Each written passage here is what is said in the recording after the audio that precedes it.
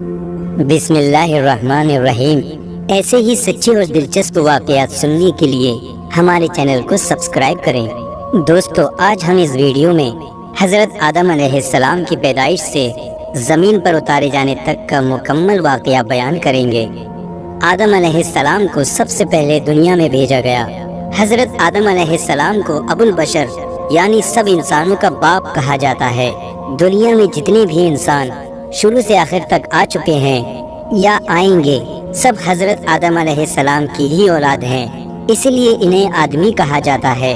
जब अल्लाह ताला ने हज़रत आदम अलैहिस्सलाम की पैदाइश का इरादा किया और फरिश्तों से अर्ज़ किया कि मैं ज़मीन में अपना खलीफा बनाने वाला हूँ, उस वक्त ज़मीन में जिन्नात रहते थे और इब्लीस की बादशाहत थी। लिहाजा आपके बारे में कुछ बताने से पहले शैतान इब्लीस का जिक्र करना ज़रूरी है, क्योंकि इस वाक़ये का शैतान से गहरा ताल्लुक है।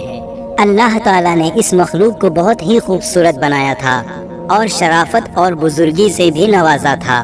अल्लाह ने इब्लीस को ज़मीन और आसमान की बादशाहत अता फरमाई थी। इसके अलावा उसे जन्नत की पहरेदारी से भी नवाजा था।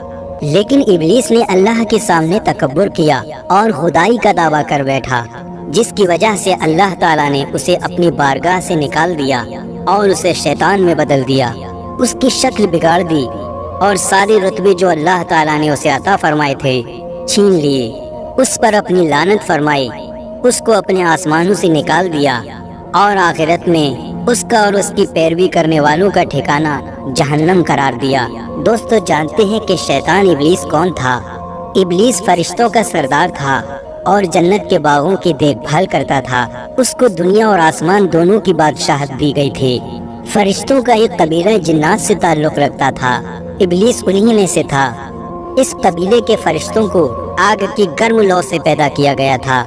ये लौ शोले की तरह नजर नहीं आती, सिर्फ महसूस की जा सकती है और सारी गर्मी इसी में ही होती है।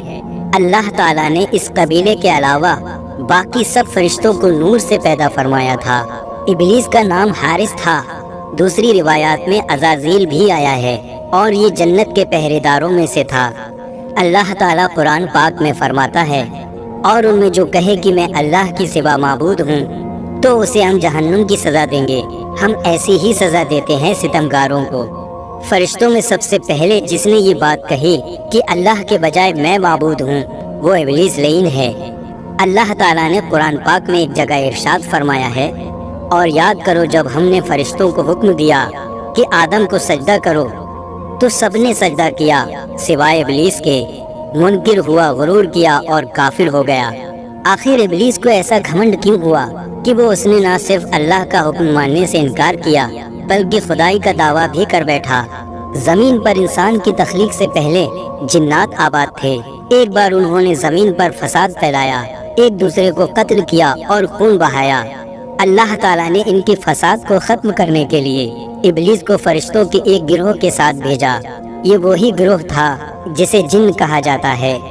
इब्लीस ने और उन फरिश्तों के गिरोह ने इनसे जंग की और इन्हें जजीरों और दूर दराज के पहाड़ों में ढकेल दिया। इस कारनामे के बाद इब्लीस में गुरूर पैदा हो गया। अल्लाह ताला उसके गुरूर को जान गया, लेकिन फरिश्ते न जान सके। इब्लीस आसमानी दुनिया, जमीन और उसके दरमियान सब इलाके का बादशाह था और साथ ही साथ जन्नत की हिफाजत का भी जिम्मेदार था। इब्लीस अल्लाह ताला की बहुत इबादत किया करता था और उसमें बहुत ज्यादा तकलीफें उठाता था।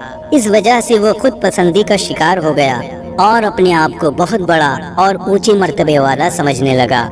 और आखिरकार उसने अल्लाह ताला के सामने भी अपने घमंड को जाहिर कर दिया। जब अल्लाह ताला ने आदम अलैहिस्सलाम को पैदा फरमाया, तो फरिश्तों को हुक्म दिया कि आदम को सजदा करें। सबने हुक्म की तामील की, लेकिन इब्लीस ने इनकार कर दिया और अल्लाह ताला की नाफरमानी की। अल्लाह ताला तमाम भेद जानता है। इब्लीस से सवाल किया, तुझे किस चीज़ ने आदम को सजदा करने से रोका? उसने जवाब दिया, तूने मुझे आग और आदम को मिट्टी से पैदा किया है। शैतान का जवाब तकब्बुर और जहालत वाला था। अल्लाह ताला इस पर गज़बनाक हुआ और इब्लीस को अपनी रहमत से निकाल दिया और लानत की तौक उसकी गर्दन में डाल दी।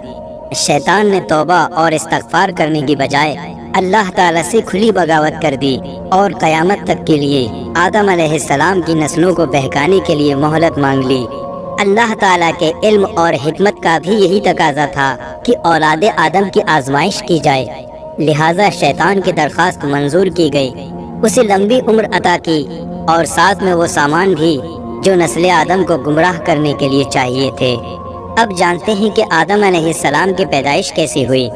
अल्लाह हर काम पर कादिर है, वो चाहे तो पलक झपकते ही तमाम जहानों को पैदा कर सकता है, लेकिन इस दुनिया और इंसानों की तख्लीक उसने कई मरहलों में की। जब अल्लाह ताला ने हज़रत आदम अलैहिस्सलाम को पैदा करना चाहा तो फरिश्तों से फरमाया, बेशक मैं बनाने वाला हूँ ज़मीन में अपना नायब। उन्होंने कहा, तू उसे नायब बनाएगा जो वहाँ फसाद करें और खून बहाएं, और हम तेरी हम्द के साथ तेरी तस्बीह बयान करते हैं और तेरी पाकी बयान करते हैं। फरमाया, बेशक मैं जानता हूँ जो तुम नहीं जानते। दोस्तों, फरिश्तों ने ऐसा इसलिए कहा कि सबसे पहले ज़मीन पर रहने वाले जिन्नों ने फसाद बर्पा किया था, खून बहाया था और अल्लाह की नाफरमानी की थी।